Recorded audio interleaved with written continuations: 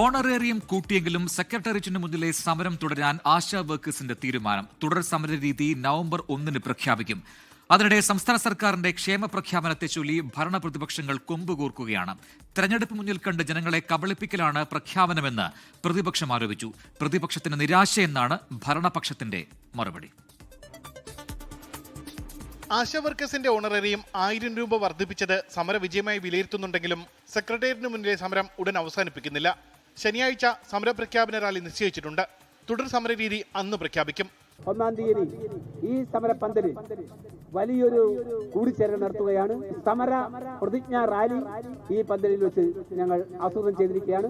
ജനപ്രിയ പ്രഖ്യാപനങ്ങളോടെ ഭരണപക്ഷവും പ്രതിപക്ഷവും തമ്മിലുള്ള പോര് കടുത്തു.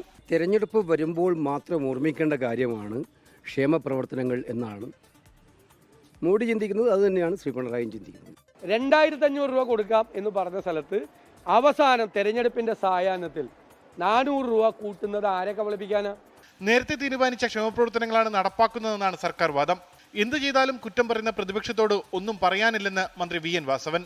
ഏത് നല്ല കാര്യങ്ങൾ പ്രഖ്യാപിക്കുമ്പോഴും നിങ്ങൾക്കറിയാം പല രൂപത്തിലുള്ള വിമർശനങ്ങളുമായിട്ടാണ് എല്ലാ കാലത്തും പ്രതിപക്ഷം വരാറ്. 24 തിരുവനന്തപുരം. ലോകത്തെവിടെയായാലും ഏത് സമയത്തും 24 വാർത്തകളും ഓഗ്മെന്റഡ് റിയാലിറ്റി പാക്കേജുകളും എക്സ്പ്ലെയിനറുകളും വിശദമായി കാണാൻ ഞങ്ങളുടെ യൂട്യൂബ് ചാനൽ നിങ്ങൾക്ക് സബ്സ്ക്രൈബ് ചെയ്യാം.